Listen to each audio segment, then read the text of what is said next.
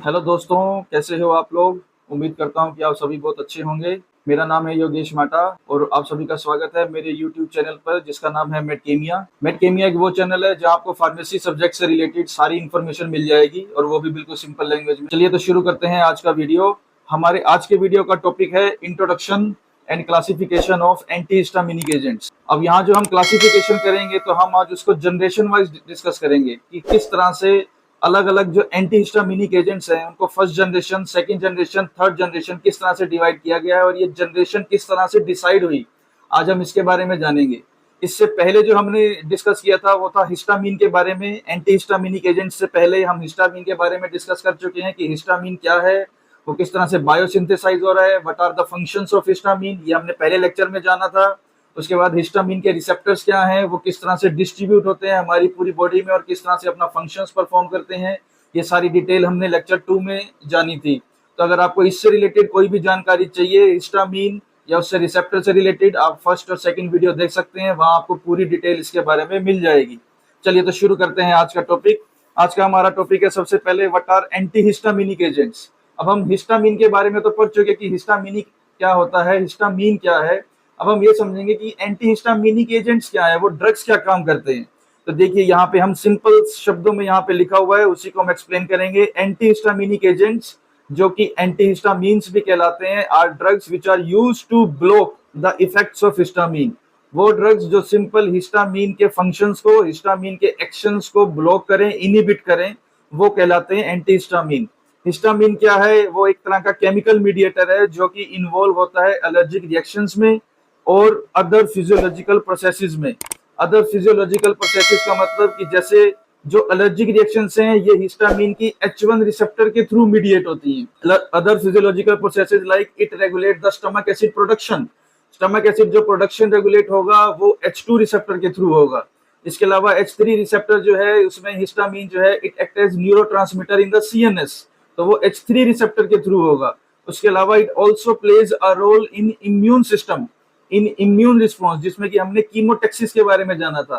तो ये जो सारे प्रोसेसेस हैं ये सब अदर फिजियोलॉजिकल प्रोसेसेस में आते हैं, जिसमें कि H2, H3 और H4 रिसेप्टर के बारे में जो फंक्शंस अपने को मिलते हैं उनसे। उसके बाद मेन देखिए, they work by blocking histamine receptors. ये हिस्टामिन रिसेप्टर्स को ब्लॉक करते हैं। Particularly they do not allow the histamine to act on its respective receptor. ये हिस्टामिन को उसके रिस्पेक्टिव रिसेप्टर पे एक्ट नहीं करने देते, वहां पे बाइंड नहीं करने देते। कौन? Anti histaminic agents. तो they work by blocking histamine receptors. उन खुद बल्कि ये जाके बाइंड करते हैं एंटी हिस्टामिन्स और उनको ब्लॉक कर देते हैं ताकि हिस्टामिन वहां जाके बाइंड ना कर सके। अब उससे क्या होगा, जो हिस्टामिन से हमें रिस्पॉन्स मिल रहे थे, जो सिम्टम्स मिल रहे थे, उनको ये रिड्यूस करेंगे, जैसे कि itching, sneezing, running nose, watery eyes, इस तरह के हमें जो है रिस्पॉन्स मिलते थे basically by the activation of H1 histaminic receptors. तो उनको ये खत्म करेंगे, उनको ये रिड्यूस करते हैं एंटी हिस्टामिनिक एजेंट्स। अब देखो हमने उनको नेक्स्ट कैटेगराइज किया हुआ है एंटी हिस्टामिन्स को। इनको 3 पार्ट में बेसिकली डिवाइड करते हैं, first generation, second generation and third generation.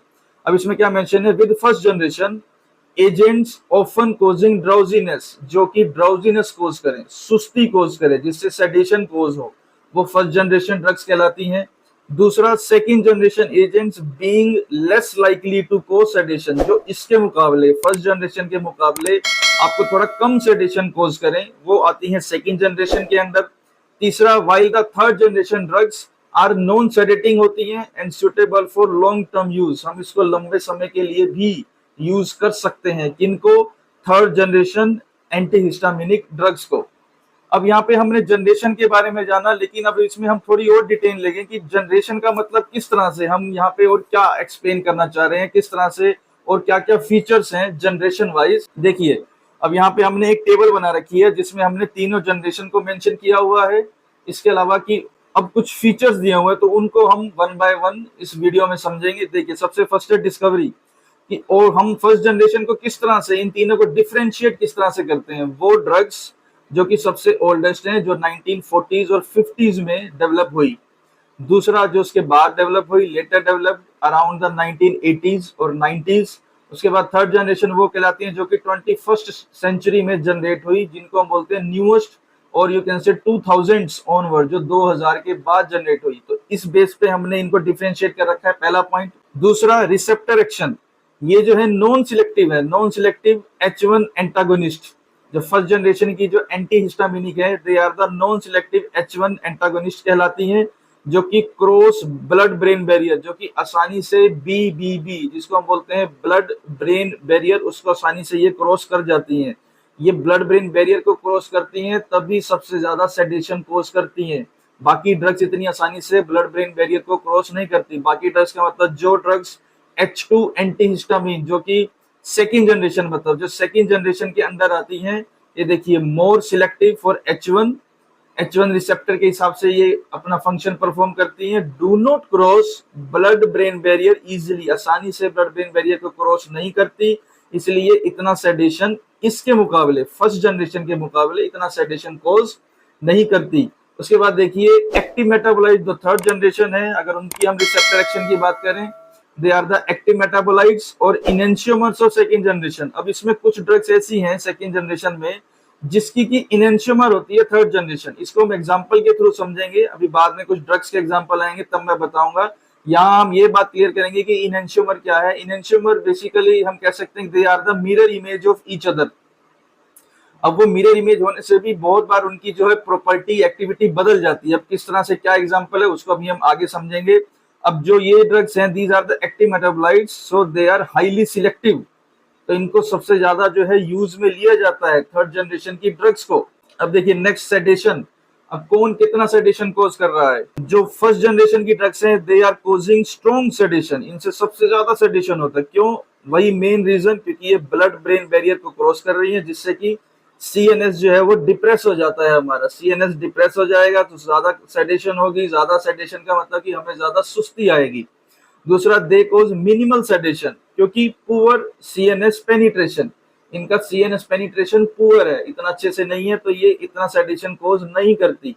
और third generation, they are the non sedating, वो सेडेशन कोज ही नहीं करती। अब देखिए इसके अलावा अब इनके अगर अदर साइड इफेक्ट्स की बात करें, तीनों फर्स्ट जनरेशन, जो drugs first generation, second generation और थर्ड जनरेशन के अंदर आती हैं, वो क्या है? सबसे पहले फर्स्ट जनरेशन, ये क्या कोज करेगा? ड्राई माउथ होगा इससे।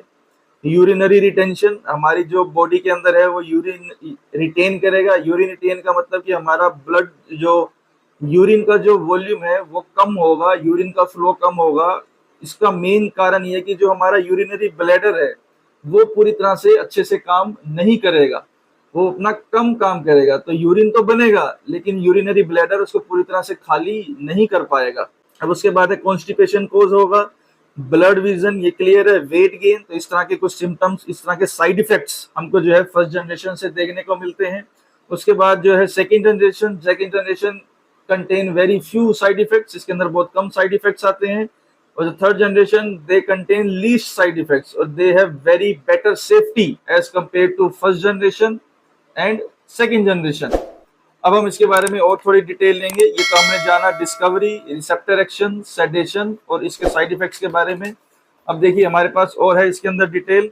अब नेक्स्ट है इनका क्या होता है, ड्यूरेशन ऑफ एक्शन। अब अगर हम बात करें फर्स्ट जनरेशन की, देखिए ड्यूरेशन ऑफ एक्शन इनका होता है short, around 4 to 6 hours. So they require multiple doses. आपको इसकी बार बार दिन में जो है कम से कम 4 बार जो इसकी डोज लेनी होगी, because they are acting on the 4 to 6 hours. So as per 24 hours हमको 4 बार इसकी डोज लेनी पड़ सकती है, because they have very short duration of action. उसके बाद second generation, they have long duration of action. इनका जो होता है 12 से 24 घंटे का रहता है। वंस डेली डोजिंग, आप दिन में एक बार डोज देंगे तो वो चल जाएगा। इसके अलावा third generation, they longest action safe for chronic use. Chronic use के लिए बहुत सेफ है ये। क्रोनिक का मतलब जो कि बीमारी काफी लंबे समय तक चले, जिसका टाइम पीरियड बहुत ज्यादा हो, तो उसके लिए है इनका काफी लॉन्गेस्ट एक्शन होता है। अब इसमें कुछ एग्जांपल दिए हुए हैं, देखो सबसे फर्स्ट जनरेशन में कौन कौन से आते हैं? डाइफेनहाइड्रामीन, हाइड्रोक्सीजीन, क्लोरफेनिरामीन, क्लेमस्टीन। ये वो ड्रग्स हैं जिनका शॉर्टेस्ट ड्यूरेशन ऑफ एक्शन है और सबसे जो ओल्डेस्ट है, जो बहुत पहले डेवलप हो चुकी। इस तरह के कुछ एग्जांपल इसके अंदर आते हैं। उसके बाद सेकंड जनरेशन में लोराटाडीन, सिट्रीजीन, फिक्सोफेनाडीन, इस तरह की ड्रग्स जो है वो सेकंड जनरेशन के अंदर आती है। लेकिन अब इनसे भी बेटर अवेलेबल है मार्केट में लीवोसिट्रीजिन। आज के टाइम में ये आपको मिल जाएगी लीवोसिट्रीजिन और डेस्लोराटाडीन। लीवोसिट्रिजीन, अब जो हमने पीछे किया था इनेंशियोमर की बात की थी, तो levocetirizine is basically the R enantiomer of cetirizine. तो ये ड्रग ज्यादा इम्प्रूव ड्रग है, इसकी पोटेंसी ज्यादा है लीवोसिट्रीजिन की सिट्रीजिन के मुकाबले। और एक और ड्रग है डेस्लोराटाडीन, ये भी एक थर्ड जनरेशन की ड्रग है, तो इसकी भी जो है एफिकेसी ज्यादा है बाकी ड्रग्स के मुकाबले। उसके बाद इनके क्लिनिकल यूज क्या है, ये किस पर्टिकुलर कंडीशंस में ये ड्रग्स यूज होती है, किन किन पर्टिकुलर कंडीशंस में, उनको हम थोड़ा सा समझेंगे। देखिए सबसे पहले तो है एलर्जीज, सिंपल एलर्जीज जिसमें जो है नॉर्मल सिम्टम्स निकल के आते हैं, स्नीजिंग, कफिंग, ये वगैरह। उसके बाद है अर्टिकेरिया। अर्टिकेरिया को जो है बहुत सी जगह पे आपको मिल जाएगा, इसको हाइव्स भी बोलते हैं। Urticaria is also called hives. Basically इसके सिम्टम्स क्या हैं, इसके सिम्टम्स ये हैं, सबसे पहला तो अगर इसको हाइव्स बोला जाता है तो इसके सिम्टम ये है, सबसे पहले जो हमारी पूरी बॉडी में जो है रैशेज हो जाएंगे, पूरी बॉडी पे जो है रेडनेस हो जाता है। अगर वो ज्यादा फैल जाए so that leads to the urticaria, उस पर्टिकुलर कंडीशन को हम बोलेंगे अर्टिकेरिया। उसके बाद है एनाफाइलेक्सिस। एनाफाइलेक्सिस भी basically it is also a part of allergic reaction, also a type of allergic reaction. इसमें क्या है कि बेसिकली जो हमारा इम्यून सिस्टम है, जो इम्यून रिस्पॉन्स है, वो एक एलर्जेंस के लिए ओवर रिएक्ट करता है। कुछ भी एलर्जन आया, एलर्जन का मतलब फॉरेन पार्टिकल हमारी बॉडी में एंटर किया, तो उसके लिए ये ओवर रिएक्ट करेंगे। अब ओवर रिएक्ट करता है तो हमारी बॉडी कुछ केमिकल्स रिलीज करती है। अब जब वो कुछ अलग से केमिकल रिलीज करेगी तो उसके कुछ सिम्टम्स आएंगे। अब उसके सिम्टम्स होते हैं, जैसे सबसे पहले क्या होगा उसके अंदर, सबसे पहले जैसे हमारा कि ब्लड प्रेशर जो है लो होना शुरू हो जाएगा, हमारी बॉडी में फिर से इसमें रैशेज हो जाते हैं इसके अंदर।